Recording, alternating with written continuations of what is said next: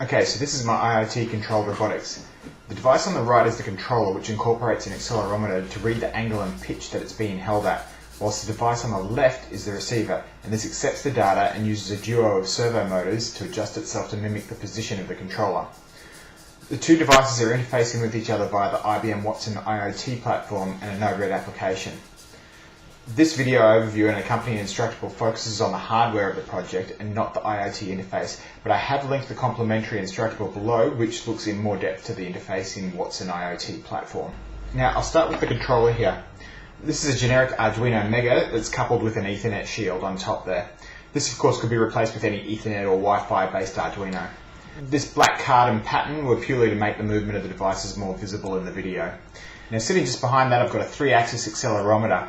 This is the hero of the device. This measures the X, Y and Z axis and reports that back in a numerical format which is representative of the G-force readings of the device. Now, whilst acceleration is generally used to understand velocity, in this static format it helps us understand the pitch and the angle of the device. In fact, it can even help us understand if the device is upside down, and we can make tactical maneuvers to flip it back over. I've supplied the Arduino sketch that I used for this device within this instructable. However, I will point out that the function of this device is really the smallest part of the sketch, and the majority of it is taken up communicating with the Watson IoT platform. So I'd suggest once you've read this tutorial that you link through to the complementary instructable for that detail.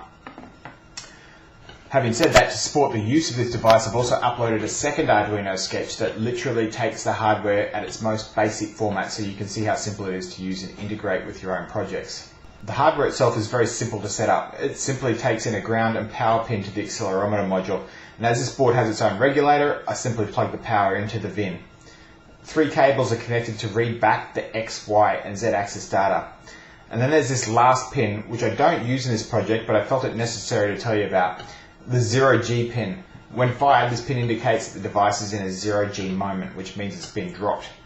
The pin is hooked to what is called an interrupt, so it alerts the Arduino immediately without having to wait for the sketch loop to come back round.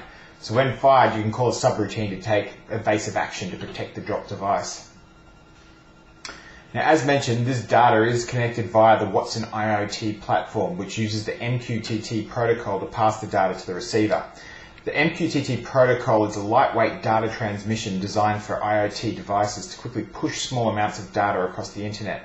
The beauty of this setup is that it uses a publisher-subscriber-based system to transmit the data, which lends itself to scalability. So this one controller could be mimicked by hundreds of devices across the internet at the same time with no effect on its performance. Now on the receiving end of this data, I have another Ethernet-based Arduino coupled with a motor shield. Again, the Ethernet-based device could be replaced with any Ethernet or Wi-Fi based module, and the motor shield is used to regulate and better control the 2 servos that I have here. It's very simple to hook up a servo, and as you can see here, it's as simple as connecting the power, ground and data pin.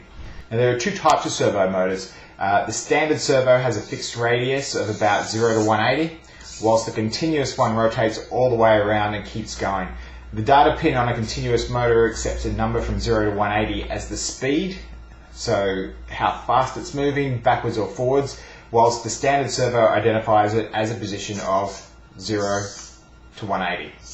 Now the data sent from the accelerometer is not exactly in the format of 0 to 180, so when it's passed to the cloud I use a Node-RED application to equate and convert the data to a relevant position for the servos, which is between 0 and 180.